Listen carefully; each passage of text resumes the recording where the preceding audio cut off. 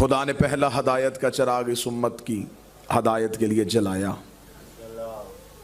और उम्मत ने बुझाया। खुदा हुज्जतें भेजता रहा और अबली से लेके आज के यजीद तक हर एक ने इनकार हुज्जत किया। जिनकी खिलकत में इनकार हुज्जत था वो इनकार पे डटे रहे, और जिनकी खिलकत में अतात हुज्जत थी वो अतात में डटे रहे। पहला हदायत का चिराग जलाया, उम्मत ने बुझाया। दूसरा जलाया, उम्मत ने बुझाया। तीसरा जलाया, उम्मत ने बुझाया। खुदा हदायत के चिराग जलाता रहा, उम्मत बुझाती रही। खुदा ने कहा तुम इस काबिल हो ही नहीं कि मैं तुम्हारे दरमियान हदायत का चिराग जलाऊं। उसने आखिरी हदायत का चिराग फनूस तौहीद में जला दिया। अब वहां तक जा नहीं सकते थे, जहर दे नहीं सकते थे, तलवार चला नहीं सकते थे। अब जमीन पे बैठ के कहना शुरू कर दिया है ही नहीं, उसने आना ही नहीं है। इसलिए कहा था शायर ने, फानूस बन के जिसकी हिफाजत हवा करे, वो शम्मा क्या बुझे जिसे रोशन खुदा करे।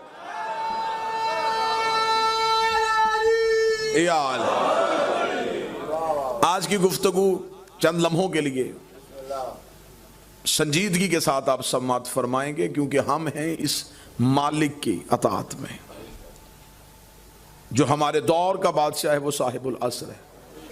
अब हमें देखना यह है कि हमने अपने मालिक से मरबूत कैसे होना है, हमने अपने शहनशाह से तवस्सल कैसे करना है। प्यासे का काम होता है चश्मे को ढूंढना। चश्मा चल के प्यासे के पास नहीं आएगा, प्यासा चश्मे के पास जाएगा। अब मैं किनाया इस्तेमाल करने लगा और इंतहाई संजीदा अफराद उसे जरूर समझेंगे। अब कोई प्यासा किबला चश्मे को ढूंढे ना और वो नाली से पानी पी ले, इसमें चश्मे का क्या कसूर है? जो समझ गए मैं उसे शुक्रिया अदा कर, जो समझ गए मैं उसे अदा दे। तो बिस्मिल्लाह सरकार यार, जितना भी जितना भी इनकार हुज्जत का जमाना करे, चाहे वो अकीदे के अंदर रह के करे, अकीदे के बाहर रह के करे, उसे इनकार करने दीजिएगा। अकमालुद्दीन व तमाम नेमत शेख सदूक की किताब है। किबला तशरीफ फरमाए, मजहब शिया का पहाड़ जितना नाम है शेख सदूक का। लिखा हुआ जब मेरा वारिस ज़हूर फरमाएगा, मालिक नमाज पढ़ाएंगे और पीछे खड़े हुए अपने नौकर से कहेंगे या तलवार निकाल। तीसरी सब में फलां बंदा खड़ा, इसकी गर्दन काट के आ। छठी सब में फलां बंदा खड़ा, इसकी गर्दन मार के आ। 13वीं सब में फलां बंदा खड़ा, इसकी गर्दन मार के आ। वो पुकार के कहेगा, मौला तेरे कहने पे आए, नमाज तेरे पीछे अदा करने के लिए तैयार खड़े हैं, मौला इनकी गर्दनें क्यों कटवा रहे हैं? फिर वह मानते भी हमें थे, शक भी हमारे इख्तियार पे करते।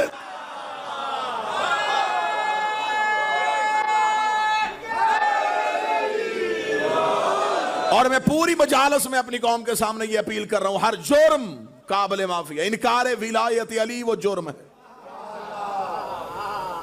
जिसकी माफी किसी सूरत में नहीं। अमाल का हिसाब होना है क़यामत में, और अमाल उसी के देखे जाने हैं जिसका कब्र में इमाम वाला जवाब ठीक होना है। चले मैं जुमला तब्दील, कूफे का मिंबर था, मालिक अमीर तशरीफ फरमाते, एक सहाबी ने आके मौला के कदमों बैठ के कहा, या अली आप जैसे यहां मदद करते हैं वहां भी मदद करेंगे। या अली अगर वहां हमारी नेकियों की तादाद कम होगी और हमें आपकी मोहब्बत की जरूरत पड़ी तो या अली वहां तो रिश्तों की पहचान ही नहीं, वहां कहां ढूंढेंगे? जो मौला अमीरुल मोमिनीन ने जुमला कहा वो मैं जुमला कहूंगा और चेहरों पे रौनक आ जाएगी। अली मुस्कुरा के फरमाते, जहां अमाल तुलने हैं वहां मैं अली तुम्हारा इंतजार करूंगा। जहां अमाल तुलने हैं वहां मैं अली तुम्हारा इंतजार करूंगा। और या अली दाएं देखेंगे या बाएं, ऊपर देखेंगे या नीचे, तख्त पे होंगे या ताज पहन के? अली मुस्कुरा के फरमाया, दाएं बाएं देखने की जरूरत ही नहीं है। अना साहिबुल मीज़ान, तराजू ही अली के हाथ में होगा, तोल ही अली इब्ने अबी तालिब रहा होगा। उसने कहा, या अली अगर आप तोल रहे होंगे फिर तो आप आदल हैं। अगर हमारी नेकियों की तादाद कम हो गई तो आप अदल देखेंगे या हमारी मोहब्बत देखेंगे? अली मुस्कुरा के फरमाते, वहां तक पहुंच जाना, वहां तक पहुंच जाना, क्योंकि उससे पहले जितने इम्तिहान है वो अकीदे के हैं। ये पहला इम्तिहान है जहां अमाल अमाल तुलने हैं, तुम अमाल तक पहुंच जाना, रह गई तुम्हारे अमाल में कसी कमी तो उसे हम ऐसे पूरी कर देंगे। तो फरिश्ते एक पलड़े में नेकियां रखेंगे, दूसरे में गुनाह रखेंगे। अगर नेकियों का पलड़ा हल्का हो गया तो हम फरिश्तों से कह देंगे एक में इसके गुनाह रखो, दूसरे में हमारी विला रखो, फिर हम देखेंगे तुम्हें तुम्हारे गुनाह जहन्नम में लेके जाते हैं या हमारी विलायत जन्नत में लेके जाते।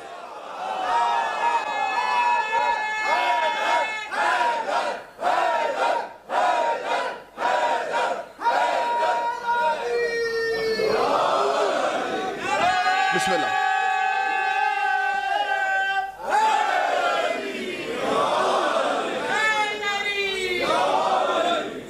बस विलायत ही अमीरुल मोमिनीन का इनकार है। विलायत है इख्तियार अली इब्न अबी तालिब, और ये इख्तियार अल्लाह ने अपनी मर्जी से मौला अली को दिया। अब लोगों को बहाने ढूंढते हैं लोग जगह जगह से मौला अली के फजाइल घटाने के। हद हो गई है, हद हो गई है कि मिंबर से फजाइल अली पढ़े और चंद बंदे कहते जी हमारा तो अकीदा तौहीद खतरे में चला गया। यानी कि इतना कमजोर था तुम्हारा अकीदा तौहीद कि फजीलत अली से खतरे में चला गया। तो फजीलत अली ना घटाओ, अपना अकीदा तौहीद बढ़ाओ।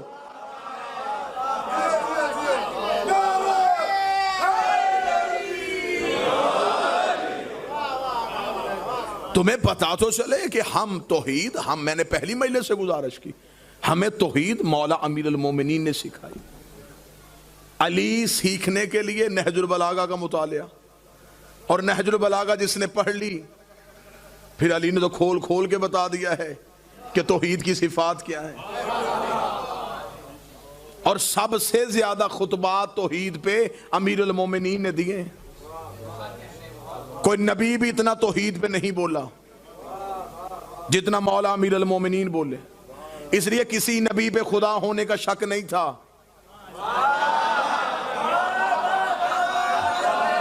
जिस पे लोगों को गुमा हुआ उसी ने तौहीद पे खुतबा दिया। फरौन कत्ल करवाता था कि मुझे अल्लाह कहो, शदाद बंदे मरवाता था मुझे खुदा कहो, अली कत्ल करता था उसे खुदा कहो। अली के आने से पहले बुतों को सजदा, सूरज को सजदा, सांप को सजदा। अली ने आके लोगों के तौहीद का म्यार ही पलट दिया। अली ने बुत तोड़ के बता दिया कि पत्थर खुदा नहीं होता, सूरज पलटा के बता दिया कि सूरज खुदा नहीं होता, सांप चीर के बता दिया कि सांप ही खुदा नहीं होता, फिर खुद सर सजदे में रख के बता दिया बंदा भी खुदा नहीं होता। बिस्मिल्लाह।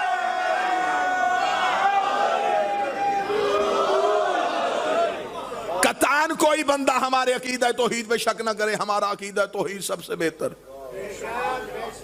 और मैं पूरी दुनिया में बांगे दौल कहता हूं, लोगों के पास अली जैसा एक भी होता लोग कब के मुशरक हो जाते। हमारे पास 12 अली हैं, हम फिर भी तौहीद को सही मानते। हमारा अकीदा तौहीद सबसे बेहतर, हमारा अकीदा रिसालत सबसे बेहतर।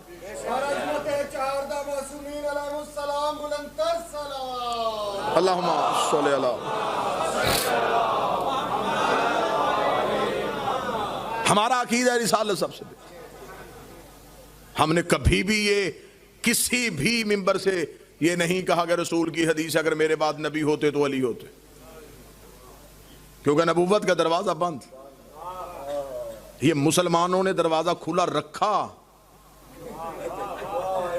तो नुकसान हुआ कि अगर नबी के बाद गुंजाइश थी तो लोगों ने कहा अगर गुंजाइश है तो अगर वो हो सकते हैं तो ये क्यों नहीं हो सकते। हमने मोहम्मद रसूलुल्लाह के फौरन बाद अली वलीउल्लाह पढ़ा। बाकी रह गए ये छोटे मोटे एतराज, शिया सहाबा को नहीं मानते, शिया नबी के अज़वाज को नहीं मानते, ये भी बड़े जाहिल से एतराज है। मैं उस शिया को शिया ही नहीं समझता जो नबी के सच्चे सहाबा का कायल ना हो। बस हमारे पास एक फर्क है, हम ना सहाबी को बुरा कहते हैं ना बुरे को सहाबी कहते हैं।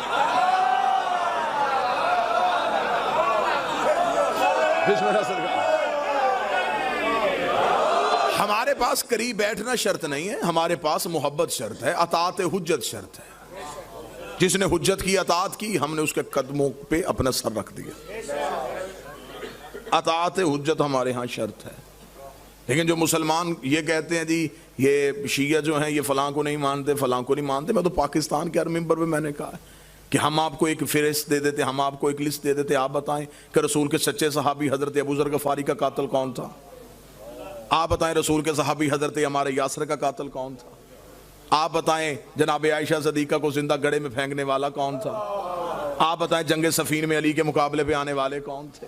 हम गरीब हैं, तादाद में थोड़े हैं, लेकिन हम नहीं कर सकते कि कातिल को भी रज़ी अल्लाह कह दे, मकतूल को भी रज़ी अल्लाह।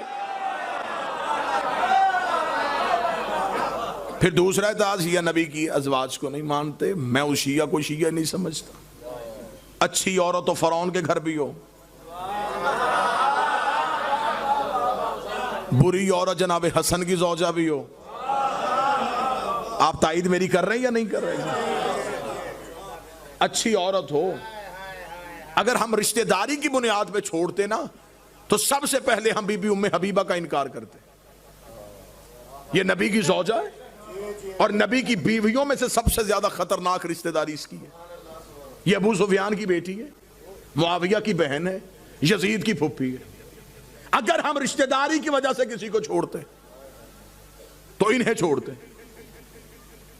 क्योंकि इनकी रिश्तेदारी हम उनमें से किसी को नहीं मानते, इसे मानते। और किबला तशरीफ फरमा को लंबी चौड़ी कहानी भी इस बीबी की तारीख ने नहीं बताई, सिर्फ एक ही वाकया बताया और हमें इस बीबी के किरदार का पता चल गया। जब फतह मक्का के बाद बाप मिलने के लिए बेटी के घर आया था तो इस शरीफ नीयत बीबी ने यह कह के बाप के नीचे से नबी का बिस्तर खींच लिया था, और जब बाबा ये पाक है तू नापाक है। हमें तब से पता चल गया कितनी अच्छी है नबी की बीवी। इसे पता है नबी की जगह पे बाप को नहीं बैठने दे रहा, जो नबी की जगह पे।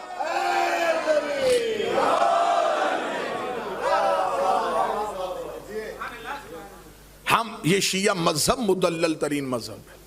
अब नस्या पेश की जाती है कि अल्लाह कुरान में कहता है नबी की बीवियां तो उम्मत की माएँ। फौरन कहते हैं ये देखें जी ये आयत मौजूद है, फिर आप सबको क्यों नहीं मानते। तो ये बातें मैं इसलिए कर रहा हूँ, ये बातें आपको रोजमर्रा की जिंदगी में काम आएगी। हम मानते हैं बेशक ये आयत कुरान में है कि नबी की बीवियां उम्मत की माएँ हैं, लेकिन ये बताओ ये आयत आई क्यों थी। इस आयत का शान नजूल क्या है, किसने मां नहीं माना था तो आयत आई। आप खामोश रहेंगे तो मैं गुफ्तगू का रुख फेरूं। भाई उस दौर में तो आपके बकौल शिया नहीं थे।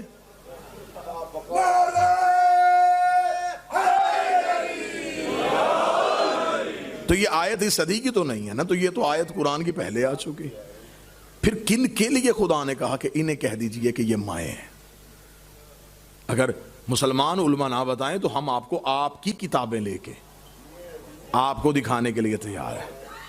जब नबी की जिंदगी में एक शख्स ने मदीने के बाहर दरख्त के नीचे लोगों को इकट्ठा करके मशवरा किया था कि नबी दुनिया से चले जाएंगे, नबी के जाने के बाद नबी की बीवियां हो जाएंगी बेवा, और रसूल की शरीयत में बेवा से शादी सवाब है।